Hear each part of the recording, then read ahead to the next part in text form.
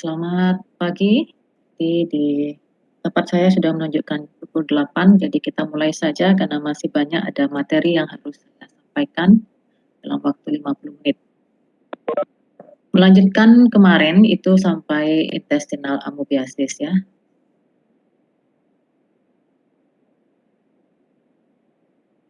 Oke. Jadi kemarin sudah mempelajari malaria, toxoplasmosis, ya, sekarang intestinal amoebiasis. Intestinal amoebiasis saya ulang sedikit saja, itu sangat mudah kita temukan sehari-hari di sekitar kita.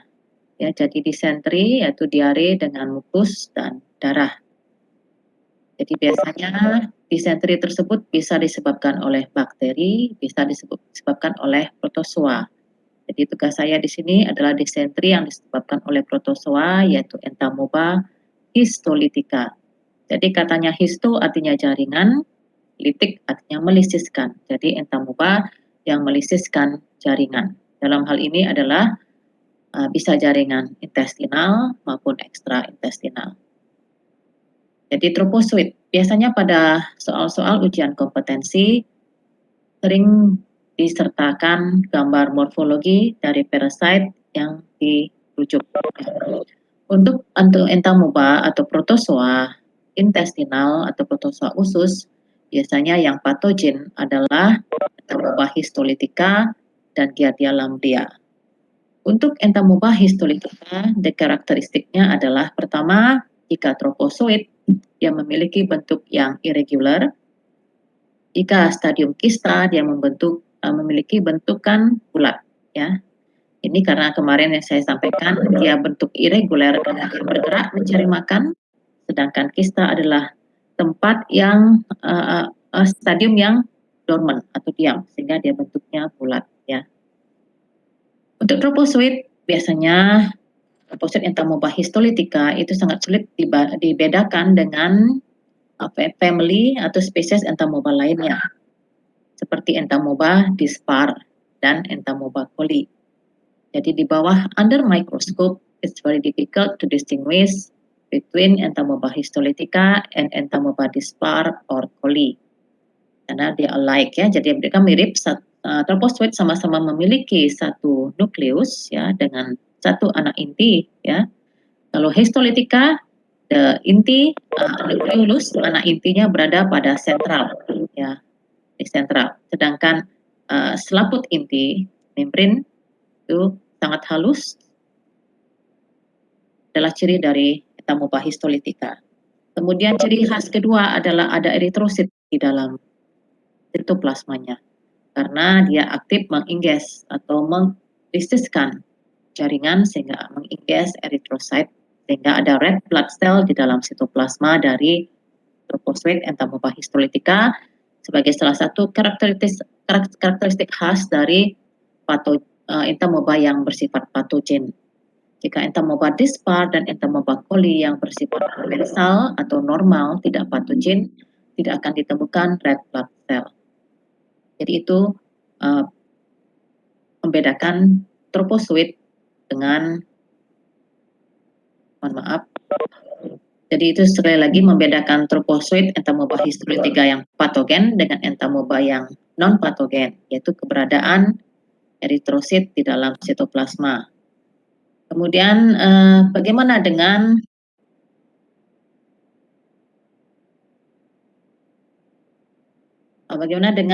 kistanya?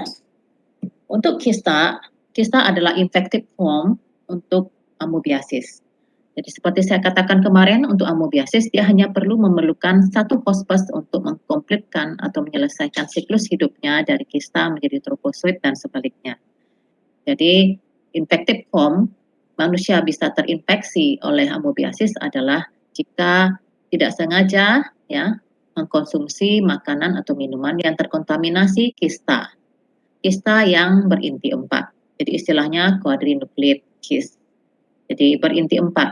Karena kista itu bervariasi ya, ada yang berinti 1, kemudian dia membelah jadi 2, 3, dan 4.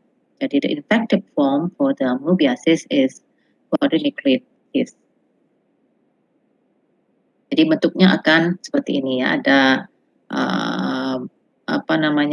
vakulanya putih ya, vakula ada body-bodies ya di dalam ini ada makanan, cadangan makanan.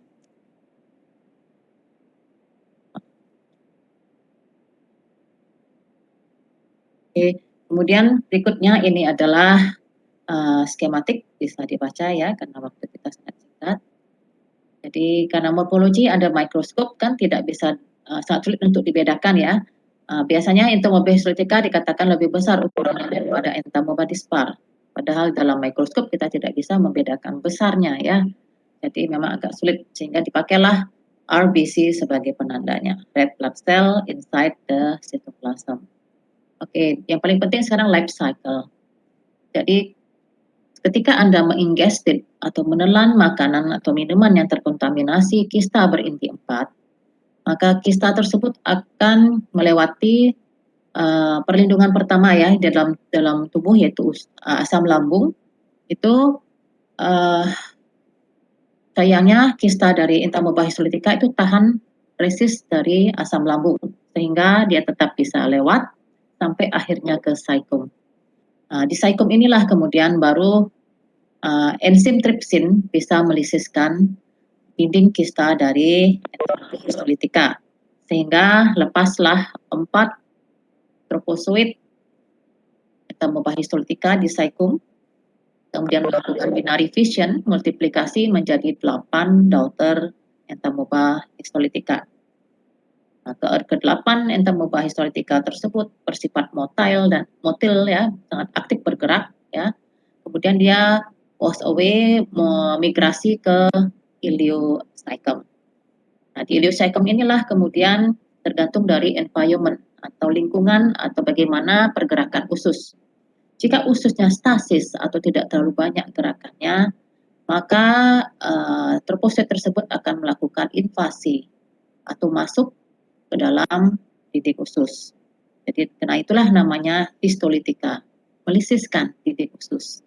Jadi dengan patogenesisnya nanti yang saya akan jelaskan saja sekarang ya biar nyambung ceritanya. Jadi entamoeba histolytica itu akan memiliki protein yang namanya galactose, N-acetyl galactosamin lektin. Jadi dia dengan protein tersebut dia melakukan penempelan adesi dengan dinding usus. Nanti di dinding usus ya, di dinding usus nanti dia akan melakukan setelah dia menempel, dia melakukan setelah menempel dia akan mengeluarkan protein yang bisa melubangi usus. jadi namanya amobopur. Sehingga troposit entamoeba setelah membuat lubang bisa masuk ke dinding usus sampai ke submukosa intestine. Ya, biasanya di crypta libercum di usus tersebut. Setelah sampai di submukos, dia akan menyebabkan mengeluarkan enzim-enzim, menyebabkan nekrosis, ya, destruction, sehingga finally terbentuklah ulcer atau ulkus pada dinding usus. Jadi nanti kita akan lihat bagaimana bentuk ulkusnya, ya. Jadi ulkusnya tempat masuknya adalah sangat kecil, ya. Kita bisa bayangkan di bawah mikroskop dengan pembesaran 1000 kali itu sangat kecil, masuk ke dalam dinding usus tidak terlihat, ya, mulut tempat masuknya, tapi di dalamnya akan lebar membentuk ulkus, ya, karena rusak semua dinding ususnya dilisiskan oleh entamoeba histolytica. Itu baru sebagian yang bisa masuk, ya, karena tidak semua pasti parasit itu invasi. Ada sebagian tropozoid tertinggal di lumen. Bisa saja karena wash away dengan produk-produk makanan ataupun karena terbawa arus dari gerakan usus menyebabkan troposit akan sampai ke kolon. Nah, di kolon itu adalah lingkungan environment dari kolon itu tidak favorable untuk hidupnya troposit, ya, tidak sesuai di sana. Jadi beberapa bagian sudah wash away, ikut keluar lewat feses. Sebagian kalau misalnya berhenti, karena kita tahu bahwa kan kontraksi usus tidak selalu bergerak, ya, jadi bergerak sebentar berhenti, ya. Jadi ketika stasis atau berhenti, dia membentuk kista. Jadi itu namanya enkistasi. Jadi ada dua hal, ya. Ya, ekskistasi, keluar dari kista di cecum, dia mengalami enkistasi di kolon. Jadi demikian. Dan sebagiannya ada yang memang betul-betul tropozoidnya wash away mengikuti gerakan usus. Jadi memang bervariasi. Lalu bagaimana nasib dari tropozoid yang berada di dalam dinding usus? Jadi tergantung dari imunitas kita. Jika imunitas kita baik, dia akan stop limiting disease. Tapi jika imunitas kita tidak kompeten, tentu saja kerusakan di dalam mukosa akan semakin luas, semakin dalam, sehingga bisa mencapai sirkulasi portal, sehingga dia beredar secara sistemik entamoeba histolytica keluar dari usus mencapai beberapa organ-organ di luar usus seperti hati, otak, dan beberapa organ lainnya di sana. Jadi dari siklus hidup itu, ya, jadi dari empat kista berinti 4, ekskistasi pada cecum, ya, jadi tropozoid. Setelah tropozoid bisa multiplikasi kembali, ya, membentuk tropozoid baru yang menginvasi sel. Ada juga yang menjadi case jika dia tidak masuk ke dalam dinding usus. Jadi nanti ketika penderita itu buang air besar, ya, fesesnya bisa mengandung tropozoid, bisa mengandung kista. Namun tropozoid tidak mampu bertahan lama di external environment. Jadi kita tidak pernah atau jarang sekali menemukan tropozoid kecuali kita langsung melakukan pemeriksaan atau pengawetan setelah fesesnya keluar. Jadi memang untuk pemeriksaan parasit tidak bisa dalam waktu yang lama. Sama seperti Plasmodium malaria. Jadi kalau darahnya itu berasal dari darah vena, jadi saya lupa tadi, ya, kalau untuk memeriksakan malaria itu kita mengambil darah di ujung jari, kemudian kita teteskan pada objek kelas, kemudian dilakukan pewarnaan. Tetapi sering sekali darah yang ada adalah darah yang dari vena, bukan dari ujung jari. Boleh saja darah vena, namun harus tidak dengan antikoagulan, namun harus diperiksa sebelum waktu 2 jam. Karena antikoagulan akan merusak morfologi dari parasit sehingga bisa menjadi misdiagnosis. Untuk untuk pemeriksaan feses lengkap untuk amoebiasis ini juga harus cepat, ya, dalam waktu 1 jam 2 jam agar bisa kita menemukan tropozoidnya. Karena tropozoid tidak bisa survive pada environment. Jadi oleh karena itulah yang bentuk infektifnya adalah kista, karena tropozoidnya langsung mati. Ataupun tropozoid jika tidak sengaja teringges, itu tropozoid akan mati dengan asam lambung. Hanya kista dengan 4 inti yang resisten terhadap asam. Bagaimana penularannya? Tentu saja jika ini port di entry atau tempat masuknya adalah mulut, maka segala sesuatu lewat mulut merupakan routes of transmission-nya. Apakah dengan tangan yang kotor melalui food handler, orang yang mengelola makanan, ya bisa di tempat restoran atau bahkan di rumah ya, yang food handler, misalkan siapa yang menghandling makanan dengan contaminated hands itu bisa, atau bisa menggunakan, atau bisa karena minum minuman yang ini untuk indirect transmission ya. Direct transmissionnya bisa juga sexually transmitted person to person contacts ya. Jadi seperti saya katakan tadi, flu amoebiasis di daerah maju itu bukan karena poor hygiene ya, tapi karena adanya anal sex from homosexual gitu ya people. Jadi ya kita ketahui bagaimana anal sex itu kan dari mulut maupun anus ya. Jadi itu mungkin adik sudah tidak perlu saya jelaskan lebih lanjut, sudah memahami. Jadi apapun melalui anus, ya baik itu melalui tangan ataupun mulut, itu bisa menyebabkan penularan amoebiasis. Dan itu berbahayanya bagi penderita HIV yang mayoritas pada penderita dengan homoseksual itu adalah HIV, sehingga terkena amoebiasis atau kumat amoebiasisnya bisa life threatening. Jadi sulit untuk diatasi. Untuk indirect transmission bisa dengan contaminated food or water ya. Jadi makanan yang tidak masak dengan sempurna, atau makanan yang menggunakan air mentah, atau minuman yang tidak matang. Karena sering kita pada daerah travel destination untuk travel medicine, biasanya advice for travelers adalah janganlah minum air yang tidak ada ketahui sumbernya. Contoh, mungkin es batu juga ya, cubic ice juga dilarang oleh travel advice karena kita tidak tahu air yang digunakan ada matang atau tidak, sehingga mereka di-advise menggunakan air kemasan.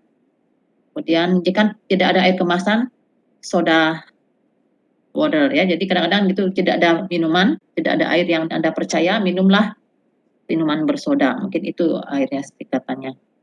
Kemudian contaminated food itu adalah makanan mentah, misalnya buah-buahan atau sayur-sayuran yang dicuci dengan air yang terkontaminasi.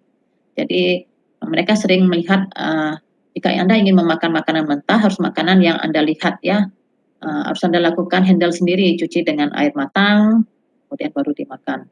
Karena walaupun dicuci tapi dengan menggunakan air yang terkontaminasi, karena kita ketahui bahwa di daerah yang berkembang itu pembuangan ya dari septic tank itu seharusnya di septic tank ya, tapi banyak orang tidak memiliki septic tank, pembuangan langsung ke sumber air. Disalurkan langsung ke sungai atau sumber air, sehingga jika itu digunakan sebagai sumber air minum seperti kita kayak PDAM, itu memang tidak bisa kita garansi jamin itu terbebas dari parasit. Kemudian indirect transmission juga bisa arthropod ya, terkenal ya. Jadi semua parasit-parasit baik nanti telur cacing, kista, protozoa itu bisa ditularkan melalui perantara vektor, dalam hal ini lalat. Jadi nanti adik di entomologi nanti dengan Bapak Wadik 3 akan pelajari tentang flies, lalat sebagai vektor mekanik. Jadi seperti taksi, dia mengantarkan kuman dari satu tempat ke tempat lain. Karena lalat itu memiliki sifat ya, ketika hinggap dia memiliki, tubuhnya itu memiliki perekat atau sejenis glue lamp di sekujur tubuhnya, sehingga dia hinggap di tempat yang kotor maupun di tempat yang bersih, kuman-kuman akan menempel atau parasit akan menempel di sekujur tubuhnya. Kemudian dia juga memakan makanan kotor. Kemudian ketika hinggap pada makanan kita, dia akan melakukan aktivitas makan, muntah, dan berak sekaligus ya. So the flies are vomit, ya, feeding and defecate at once. Jadi dia makan, muntah, berak sekaligus. Itu lalat pada aktivitas lalat ketika hinggap. Patogenesis sudah saya sebutkan tadi ya. Jadi dia melakukan memutus mucus barrier. Jadi pertama kita ketahui di usus itu adalah barrier pertamanya itu adalah adanya lendir atau mukus pada saluran cerna. Jadi kalau saking banyaknya parasit, pastilah bisa melewati mucus barrier, kemudian dia nempel dengan lektin yang saya katakan tadi ya, nama lengkapnya itu adalah galaktin asetil 6 galaktosinase dengan lektin ya. Jadi dia nama lengkapnya sitolytic lektin, mupo dan protease. Jadi dia akan melakukan lisis. Jadi ini nanti contohnya ya. Jadi the primary ulcer dia sangat kecil, minor, tidak bisa dilihat dengan kasat mata gitu ya. Jadi masuk ke sini, menembus barrier, nempel dengan lektin, masuk dengan amobopor, melisiskan dengan protease, kemudian hancur, nekrosis, destruction, lama-lama membesar dan akhirnya seperti ini ya. Ini namanya ulkus mulut botol. Jadi kalau Anda lihat mulut botolnya kecil, semakin ke bawah semakin besar, itu namanya ulcer shape ulcer ya. Jadi kalau semakin lama ini akan tembus, akan mencapai sirkulasi portal, sampailah nanti ke beberapa organ-organ di ekstraintestinal. Ini tampak termoba di mukosa kolon tidak terlihat kista ya. Intinya satu. Juga lubang ya, kalau kita lihat masuknya kecil, maka tidak terlihat ada ulkus di dalamnya. Tapi kalau diikuti, dia akan membesar di dalamnya. Complication yang saya katakan tadi bisa perdarahan, sehingga menyebabkan jadinya dysentery. Jadi kita ketahui bahwa jika ada benda asing di dalam usus, ada hal-hal yang foreign body gitu, misalkan apalagi sudah ada ulcer di dalamnya, maka usus biasanya melakukan kontraksi dengan cepat, sehingga karena akan terjadi diare dengan darah, karena ini juga berdarah kan, karena dia melakukan lisis dan sebagainya, hemoragik, ya, jadi menjadi diare dengan darah dan mukus. Kemudian nanti secondary infectionnya bisa masuk ke invasion blood cell, kemudian menuju ke extraintestinal. Bisa membentuk abses juga ya. Kalau abses bahasa ininya abses itu bisul atau nanah ya, jadi infeksi yang ada nanah di dalamnya itu abses. Jadi extraintestinalnya bisa sampai ke ini, kita lihat rupture ya, bisa di hati, dari hati karena nempel dengan diafragma bisa ke paru-paru, kemudian dari sirkulasi sistemik bisa nyampe ke otak, jadi brain abscess, liver abscess, pulmonary abscess dan sebagainya. Jadi bisa extraintestinal. Intestinal amoebiasis itu sebagian besar bersifat asimptomatik. Jadi kalau adik melihat sering sekali ya, keluhannya biasanya adalah disentri itu beda dengan diare karena bakteri, non disentri. Kalau diare karena bakteri, misalkan kolera ya, fibrio kolera itu diarenya diare cair seperti cucian beras, jadi ngocor gitu, dan tidak ada nyeri perut, tiba-tiba sudah mau BAB saja, sudah begitu masuk toilet langsung nyur gitu ya, seperti cucian beras, seperti air. Nah itu adalah biasanya bukan disentri, itu diare biasa. Kalau disentri biasanya itu adalah adanya mulas atau kita istilahkan kolik ya, karena kolik itu adalah nyeri yang bersifat hilang timbul sesuai dengan kontraksi, namanya kolik. Jadi mulas, kalau kita bilang mulas itu perutnya mulas sekali ya, kemudian begitu sampai di toilet, volume dari tinja itu tidak sebanding dengan mulas atau nyeri perutnya, biasanya itu adalah disentri. Diare biasanya kayak diare bahasa awamnya orang muntaber atau kolera. Diare kolera itu adalah minimum nyeri perutnya atau mulasnya. Kemudian karena bersifat asam itu tinjanya dia akan menimbulkan agak nyeri atau agak perih pada anus rektal ya, namanya rectal tenesmus. Biasanya walaupun ada fever tapi beberapa tidak menjadi patognomonis tentang fever, ada tidaknya demam atau tidak pada disentri. Jadi sering pada kasus tidak ada demam. Namun ada demam pun juga tidak menghilangkan diagnosis ini. Jadi adik harus tanyakan bagaimana karakteristik diarenya. Karena sering orang tidak mengatakan disentri karena dia tidak melihat darah pada tinjanya, sehingga ditanyakan karakteristik diarenya. Jadi itu nama istilahnya adalah amoebic colitis, yaitu tetap infeksi pada kolon sehingga terjadi disentri. Diagnosisnya nanti ketika ujian potensi itu sering apa dilakukan? Dilakukan adalah pemeriksaan tinja lengkap. Ya, rectal examination untuk menemukan tropozoid. Nanti tropositnya akan muncullah biasanya di gambar, apakah ini troposit enta-mubah histolitika yang biasanya dikeluarkan. Nah, untuk RT-PCR ini diperlukan karena memang biasanya di daerah negara-negara maju yang mudah melakukan PCR untuk membedakan apakah ini betul enta-mubah histolitika, biasanya pada travelers yang balik dari bepergian dari negara berkembang gitu, kemudian dia di negaranya mengalami diare, demam, atau bahkan mengalami extraintestinal amoebiasis, sehingga diperlukan PCR untuk menjelaskan memang enta-mubah histolitika sebagai penyebabnya. Karena seringnya biasanya pengalaman di lapangan itu ketika kita mengirimkan feses lengkap ke lab, ya, mana ke lab biasanya lama diproses dan kita juga di lapangan tidak melakukan preservatif, tidak menambahkan pengawet, menyebabkan tropositnya mati. Sehingga yang diperiksa oleh teknisi laboran di lab adalah enta-mubah yang komensal. Jadi sering sekali mendapatkan E. coli positif kayak gitu. Padahal kalau kita tinjau lebih lanjut, ketika dia membuat E. coli, Anda harus melakukan konfirmasi. Apakah E. coli ini dimaksud dengan Escherichia coli yang merupakan bakteri, atau E. coli itu adalah enta-mubah coli? Karena memang kalau dia enta-mubah coli adalah enta-mubah yang bersifat komensal, bukan penyakit. Tapi kalau dia Escherichia coli lain itu ya, adalah bakteri bisa penyebab diare yang sering mencemari tinja, mencemari air, itu biasanya dipakai E. coli sebagai penandanya.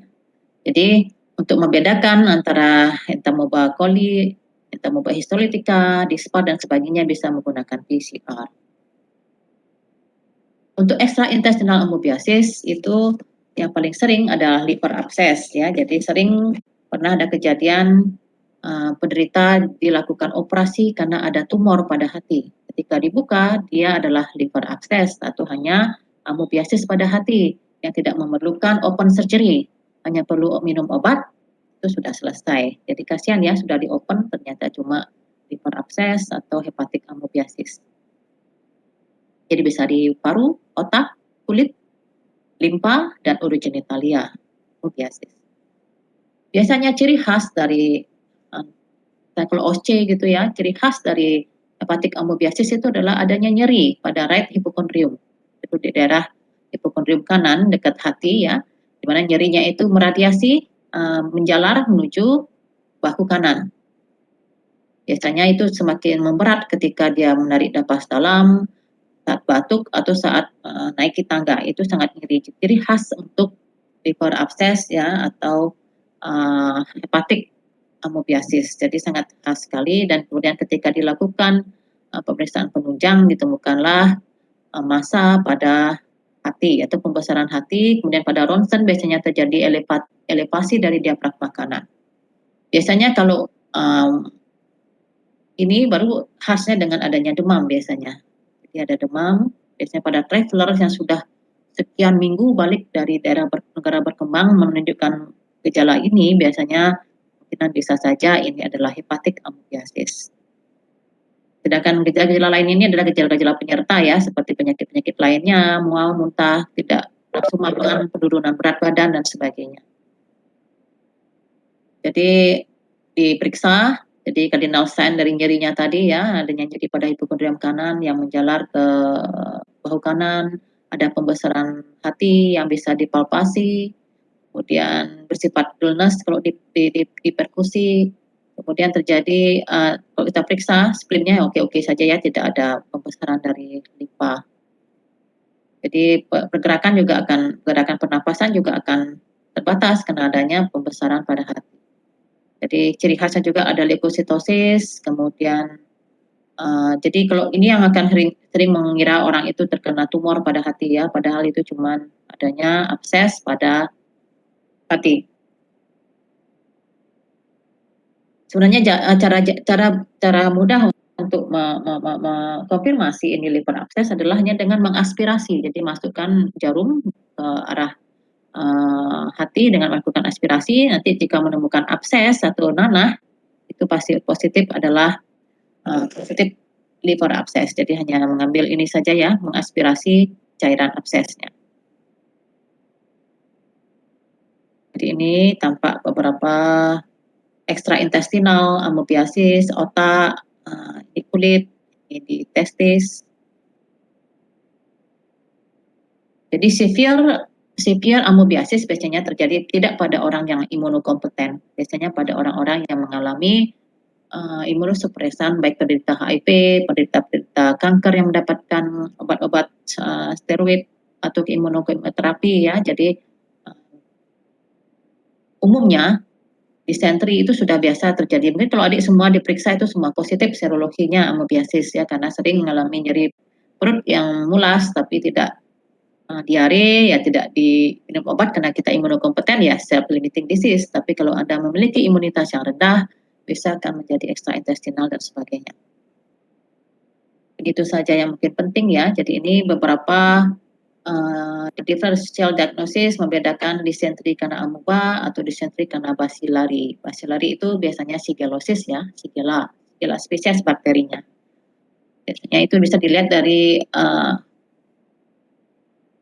jumlahnya. Dia kalau disentri itu tidak terlalu sering, bahkan rata-rata 5 kali saja. Tapi kalau diare bakteri itu berkali-kali ke toilet dan jumlahnya oh ini disentrinya maksud saya. Kalau disentrinya basilari disentri itu yang paling khasnya itu adalah dia alkali. Kalau adik punya tes lakmus dia alkali, sedangkan amoebic disentri itu asid. Tapi tentu saja tidak dilakukan itu ya oleh kita di lapangan atau pasien, mungkin hanya melihat tadi gejala-gejalanya, kemudian ini peraknya juga dilihat ya. Kalau amoebic disentri itu dark red, ya, jadi agak di atas perdarahannya. Kemudian kalau di sini basilarinya itu di bawah merah dia.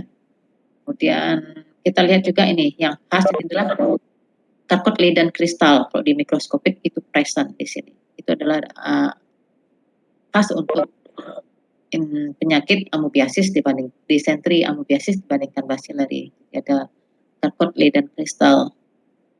Dan kalau kita bisa menemukan parasitnya sangat baik, itu beda dari disentri. Nah, ini Charcot Leyden ya, seperti apa ya, pecahan kaca ya, seperti kristal. Jadi dia adalah protein sebetulnya ya, peniklol galaktin 10. Jadi dia adalah mengindikasi adanya eosinophilic lipofosfolipase. Jadi ada they are infective indicative of disease involving eosinophilic. Jadi penyakit parasit biasanya memang menginduce eosinophil. Jadi tinggi kadar eosinofilnya. Penyakit allergic reaction, asma, bronkitis, maupun parasitic infection ya, itu sering sekali eosinofilnya sangat tinggi pada hasil pemeriksaan darah lengkap. Jadi itu ciri khas dari parasite ya, sama dengan penyakit alergi. Oke, itu saja mungkin yang amoeba histolytica. Jadi untuk obatnya tentu saja adalah golongan-golongan, karena kalau adik ujian kompetensi itu sampai obatnya. Obatnya tentu saja anti amoebiasis, golongan-golongan. Jika dia akut itu artinya ada troposit, ya, ada kista. Kronis itu pada biasanya karier, dia tidak ada gejala. Kalau kista kan tidak akan menyebabkan invasi pada sel usus, sehingga pasien itu adalah pasien karier, pasien pembawa saja. Dia hanya penular, tapi tidak sakit. Nah, itu obatnya lain dibanding obat intralumen, karena kista itu wandering, berkeliarannya itu di lumen dari usus kolon. Sedangkan kalau terposuit itu biasanya bisa di tisu karena dia menginvasi, sehingga obatnya adalah tisucide, jadi yang bersifat membunuh tisunya. Jadi kalau dia adalah asimptomatik, itu hanya ada kista, maka diberikan obat lidoxanid furoat. Tapi jika dia sudah ada disentri, yang artinya ada troposit di dalamnya, berarti memang harus membunuhnya dengan parasit jaringan. Dan obat bersifat masuk ke jaringan, yaitu golongan metronidazole. Jadi kalau adik sering berhubungan dengan obat-obatan, itu metronidazole itu nama lainnya Flagyl, jadi mudah didapatkan. Jadi obat-obatan itu nanti di farmakologi ya, jadi obat jaringan, anti amoebiasis jaringan dan anti amoebiasis bersifat lumen. Jadi kalau adik ingat lagi kembali siklus hidup, adik harus tahu flu akut itu artinya ya, flu akut berarti ada disentri, ada troposuit yang masuk ke usus sehingga menyebabkan usus menjadi berkontraksi sehingga terjadi disentri atau diare berdarah. Tapi kalau dia asimptomatik, artinya tidak ada hal yang mengiritasi dari usus, tidak ada yang menginvasi, sehingga dia ada kista saja, sehingga obatnya adalah obat yang lumen, bersifat lumen. Jadi obat-obatannya, transmission atau preventionnya automatically kalau adik sudah tahu cara life cycle-nya, adik sudah tahu bagaimana preventionnya. Salah satunya adalah buang air besar di tempatnya dan memiliki tempat penampungan tinja, tidak langsung disalurkan ke daerah bebas atau environment. Nah, ini beberapa other intestinal protozoa yang komensal ini Entamoeba coli karena dia mirip sekali dengan Entamoeba histolytica, sehingga saya lakukan pembahasan lebih dalam. Jadi kalau Entamoeba coli itu dia intinya tidak smooth, jadi membran intinya tebal tipis ya, jadi tidak rata, tidak smooth. Kemudian intinya bersifat tidak di sentral, agak ke tepi. Jadi itu memang sering sekali menjadi perdebatan. Apakah betul di tepi atau ini kayaknya di tengah gitu ya. Jadi kita lihat aja ininya, eritrosit, kalau ada eritrosit di dalamnya itu mungkin Entamoeba histolytica. Tapi tetap saja selama kita tidak bisa melakukan konfirmasi diagnosis dengan molecular test seperti PCR, kita bersandar dengan anamnesis dari pasien dan klinis pasien.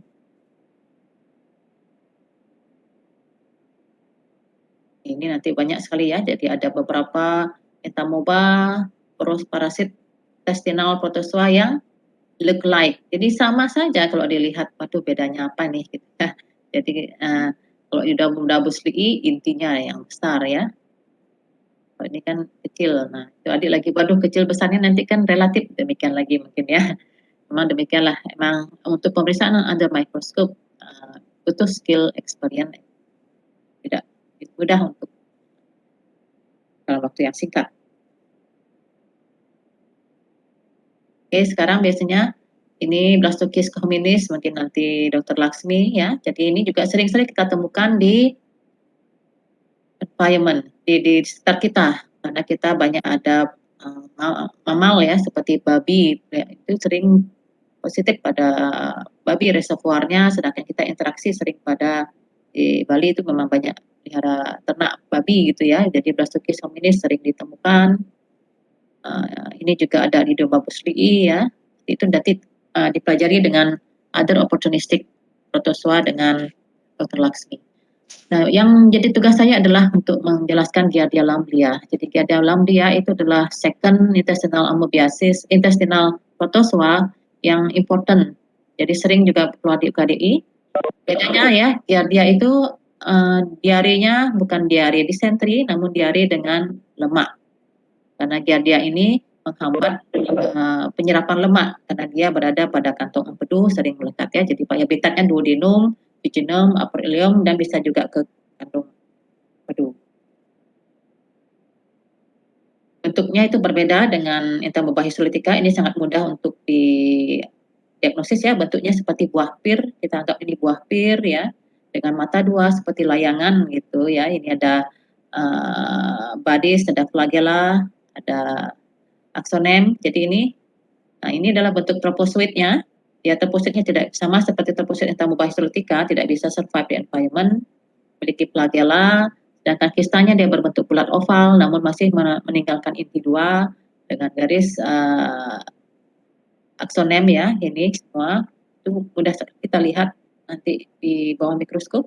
Jadi ini ada inti yang dua dengan sakar. Sakar itu seperti penempel, kalau adik menempelkan something di kaca itu ya, kayak seperti itu ya. Jadi sakar ini, kemudian di median badinya ada aksostil seperti rambut dan ada flagellanya. Jadi dia kayak buah pir. Kalau untuk propozoid, kemudian kistanya ini masih menyisakan aksostilnya seperti rambut, biasanya di bawah mikroskop nanti kita bisa lihat ya ketika praktikum, dengan inti yang dua seperti mata jadinya.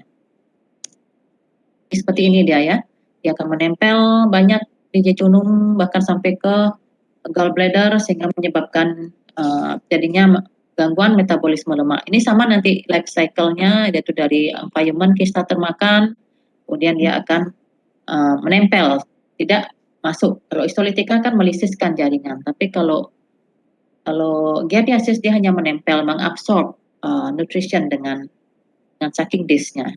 Dia hanya attach, tidak lakukan disease ke dalam jaringan. Ya, jadi biasanya ini yang normal kan feelingnya akan berbentuk seperti ini. Tapi kalau dia dipenuhi dengan dipenuhi dengan penempelan dari dia dalam dia, tentu saja dia akan menjadi flat, datar.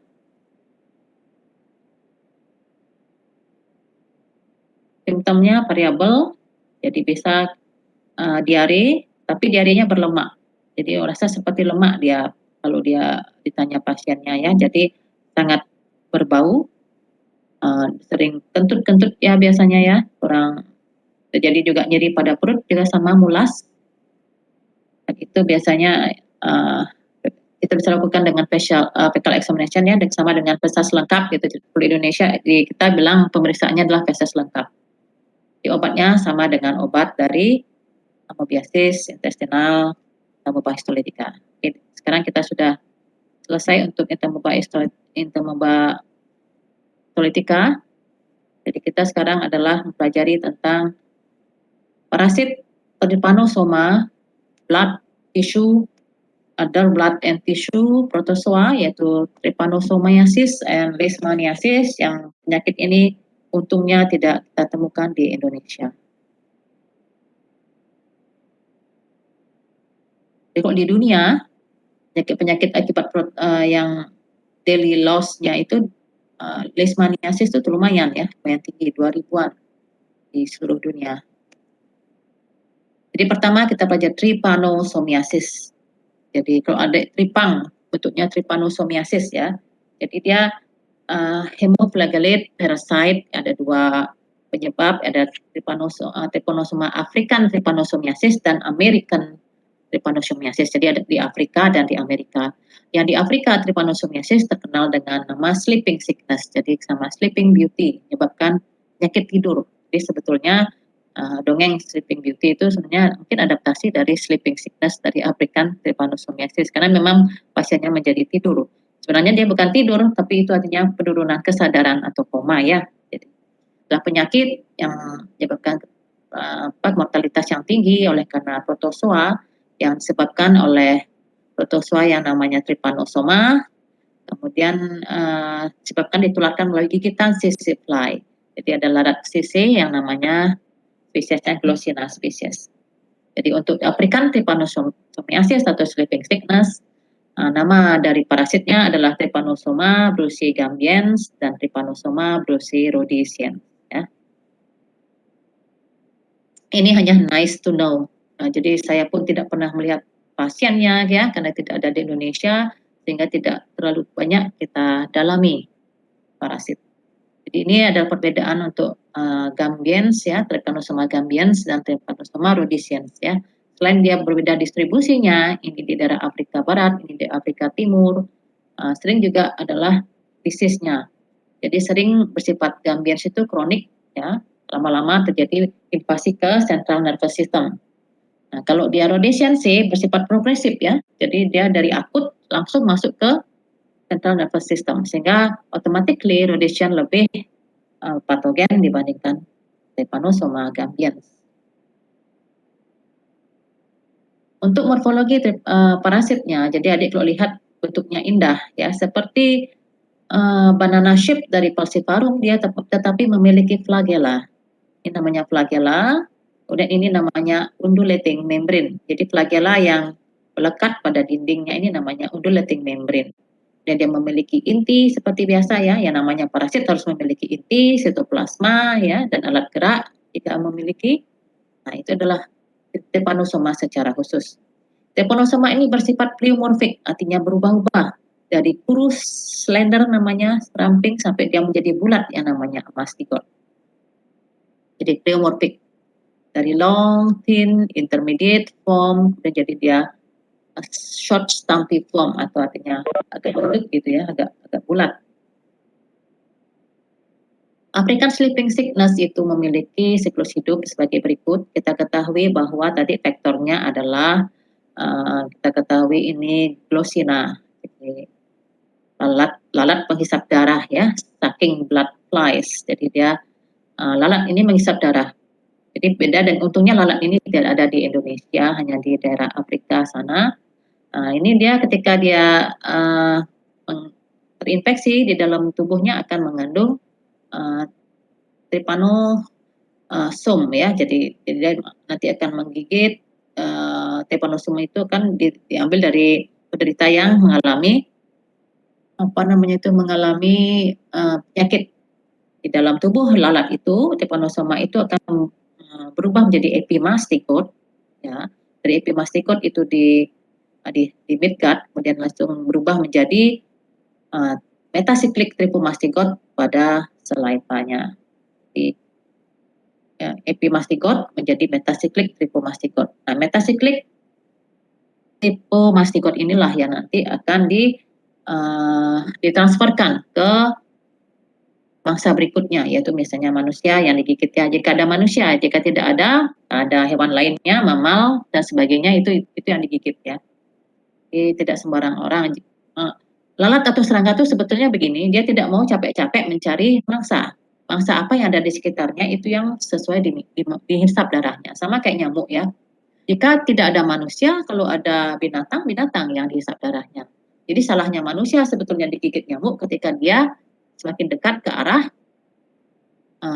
kandang ternak gitu misalkan, atau ke arah forest gitu. Jadi memang karena kita yang mencari-cari kasus biasa. Lalu nanti jadi bentuk infektif dari trypanosoma adalah metasiklik trypanosoma. Jadi dia masuk kemudian mengalami divisi, perkembangbiakan secara membelah diri, kemudian matur, dia akan memasuki limpe, saluran limpe, dan akhirnya bisa menginvasi susunan saraf pusat. Jadi ini pada faktornya splice ya, itu Glossina spesies, banyak sekali spesiesnya ya. Jadi seperti lalat agak kehijauan sap darah. Ini life cycle in human, metasiklik trypanosoma yang dari lalat masuk kemudian mengalami invasi bloodstream dan melakukan binary fission pada sel-sel, kemudian akhirnya masuk ke central nervous system. Ada beberapa tahapan pada sleeping sickness pada African trypanosomiasis ya. Early stage biasanya di kulit saja karena dia baru masuk enter ke kulit. Itu hanya di kulit saja, belum ada gejala-gejala di sistemik. Biasanya ada winter bottom sign. Kemudian berikutnya ada pembesaran kelenjar limpa di sekitar cervical sini ya, di belakang dari triangle of the neck. Jadi di sini ya. Jadi winter bottom sign. Kalau diambil itu bisa ada trypanosomanya. Biasanya setelah terjadi pembesaran limpa, dia akan terjadi demam, sakit kepala ya, seperti infeksi biasa selainnya. Lalu kemudian ketika dia berhasil masuk ke central nervous system, barulah dia menjadi late stage. Jadi bisa pertama ada anemia, ada kekakuan karena sudah masuk ke central nervous system ya. Kemudian bisa akhirnya pada CNS jadi tidur, koma. Jadi progressive encephalitis, infeksi juga pada otak, itu juga yang menyebabkan orangnya tampak mengantuk dan tidur. Obatnya juga melarsoprol ya, jadi saya pun tidak pernah melihat obatnya karena memang tidak ada di kita. Selain African trypanosomiasis ada American trypanosomiasis ya, jadi ada blok Afrika, blok Amerika. Amerika itu penyebabnya Trypanosoma cruzi. Jadi kalau vektornya juga beda, namanya Reduvid bug, jadi golongan triatum. Jadi triatumin bugs, jadi Reduvid bug. Kalau tadi itu adalah scissor flies, Glossina. Kalau untuk Reduvid bug itu disebabkan bukan oleh karena gigitannya ya, tapi karena kontaminasi fesesnya pada tempat gigitan. Jadi nanti kita akan pelajari ya. Ada dua bentukan pada manusia. Kalau tadi hanya tripomastikot saja ya, pada Afrikan ini ada amastikotnya pada tisu. Jadi human infected by contamination of the skin that defecated during shortly after feeding. Jadi serangga Reduvid bug ini ketika menggigit saat malam orang itu tertidur, maka otomatis orang yang digigit itu akan merasa gatal. dia akan menggaruk. Padahal ketika redofit itu menggigit, dia itu menghisap darah sekaligus juga berak. Sama kayak lalat ya, jadi mereka serangga-serangga ini memang efektif melakukan semua kegiatan sekali. Jadi dia sambil berak, berak itu kan mengkontaminasi ya, garukan kita itu kan akan menimbulkan ekskoriasi yang tidak terlihat oleh mata, kadang-kadang itu akan menyebabkan masuknya mastigot, tipe mastigot ke dalam sistemik. Jadi bentuknya sama,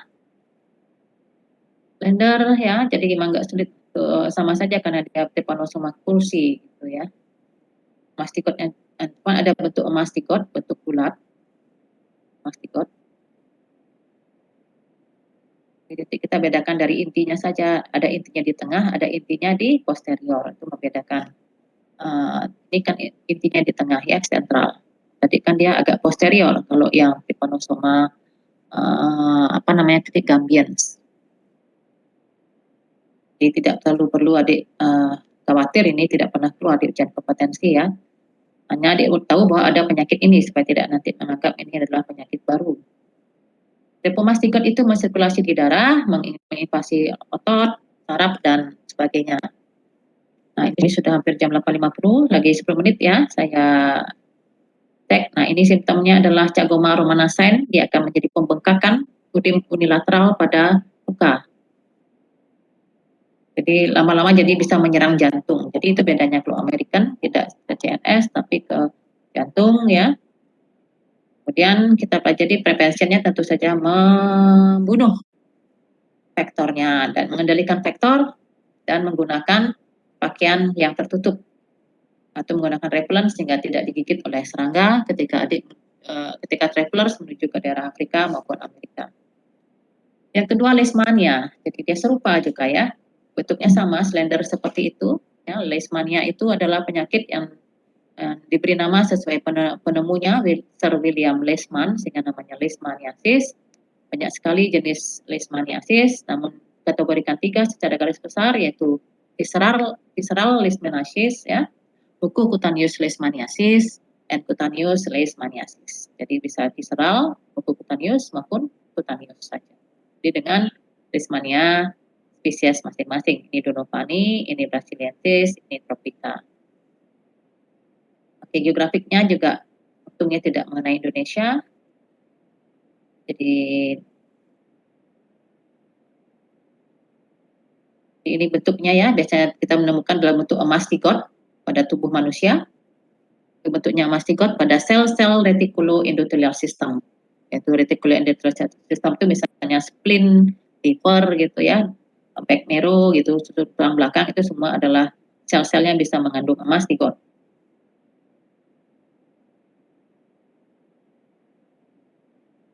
Ini promastigot biasanya adalah bentukan parasit yang ditemukan pada intermediate hostnya pada host selain manusia, pada binatang ataupun pada vektornya. Ini pada mohon maaf, promastikot ini ada pada vektornya, yaitu pada, kita ketahui ini sandflies, jadi lalat pasir. Di sandflies itu adalah vektor dari leishmaniasis. Kita lihat ya bentuknya bagaimana. Jadi dia bentuk di vektornya atau di lalat itu adalah seperti ini. Beda dengan trypanosoma. Kalau trypanosoma itu kan tadi ada undulating membrane ya, flagellanya melekat pada tepi dari parasit. Ini flagellanya hanya di ujung. Seperti kalau kita lihat di bawah mikroskop seperti tikus jadinya ya, seperti mouse. Leishmaniasis. Di makrofag biasanya juga yang diinfeksi karena tadi dia menginfeksi sel-sel retikuloendotelial. Vektornya namanya sandflies, lalat pasir, plebotomin spesies. Ada 500 spesies, namun untungnya di Indonesia tidak ada ya. Jadi dia bersifat nokturnal. Nokturnal itu adalah keluar malam hari. Sehingga kalau siang dia itu istirahat di tempat-tempat gelap, gitu ya, di celah-celah pepohonan, pada terowongan-terowongan binatang, pada lumpur. Kemudian juga kalau dia malam baru female-nya menghisap darah binatang. Tapi kalau ada manusia di sekitarnya juga bisa tergigit, terhisap darahnya untuk keperluan reproduksi. Di leishmaniasis itu mulai dari lalatnya itu ya sandflies, phlebotomin itu dia ada mastigot di dalam, ada promastigot di dalamnya, kemudian promastigot di dalam midgut itu pindah ke hindgut, kemudian langsung rilis jadi tripomastigot. Mastigotnya adalah bentuk infektif masuk ke dalam vertebrata. Ya, di vertebrata host apa namanya release in the vector gut, kemudian balik lagi, mohon maaf ketukar ya, jadi mastigot itu hanya ada pada vertebrata, jadi promastigot itu di dalam tubuh lalat itu akan terinfeksi ketika masuk ke dalam tubuh manusia, jadi mastigot itu akan promastigot itu akan masuk ke dalam tubuh manusia, dan mana mastigot itu akan jadi berubah di dalam sel-sel reticuloendothelial system, biasanya masuk ke dalam makrofag. Jika makrofagnya mati, maka mastigot akan keluar, kemudian menginvasi sel-sel yang lain. Demikian ya. Jadi bentuk infektif promastigot, kemudian mode of infection-nya bitten by sandfly. Biasanya habitation-nya pada sel-sel reticuloendothelial system, salah satunya makrofag. Mammalian host selain manusia, banyak sekali. Jadi kalau adik mau pergi ke tempat-tempat endemis, harus betul-betul menggunakan pakaian tertutup, karena sandflies ini memiliki proboscis yang pendek sehingga tidak bisa menembus pakaian. Jadi perlu gunakan pakaian yang tertutup. Demikian ya. Jadi kalau kutaneous munculnya leishmaniasisnya memang di kulit saja. Jadi seperti kissing bug. Jadi istilahnya kissing bug seperti dicium oleh serangga. Tetapi begini tampaknya ya kissing bug. Jadi sudah biasa kutu-kutu orang zaman dulu seperti ini ya. Ya, jadi ini pada face. Kemudian ini mucocutaneous. Kebanyakan mukokner seperti ini ya, Dik ya. Mengerikan ya. Jadi yang terakhir adalah kala asar, itu visceral. Jadi sering pada orang-orang natif, orang-orang asli sana itu malah sengaja menginfeksikan atau memaparkan leishmaniasis itu di bagian tubuh yang tertutup oleh pakaian dengan harapan tidak mengenai tempat-tempat yang ekspos seperti muka. Kalau tidak kayak tadi itu cacat jadinya ya. Jadi mereka sudah memiliki insting ya untuk melakukan imunisasi dengan hal tersebut. Tapi vaksinasinya sampai saat ini belum bisa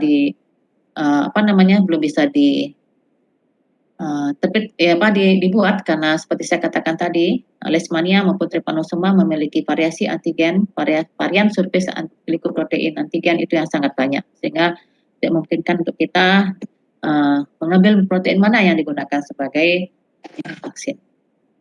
Demikian saja, ini adalah nice to know saja, jadi tidak terlalu banyak kita habiskan energi kita untuk mempelajari leishmania dan trypanosomiasis.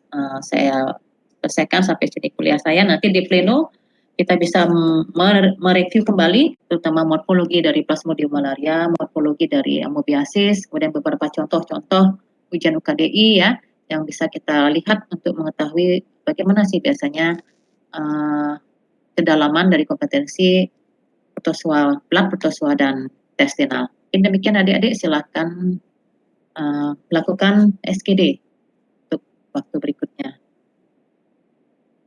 Baik, terima kasih dokter. Oke, silakan bisa lead meetingnya. Saya izin ending. Selamat pagi. Terima kasih dokter.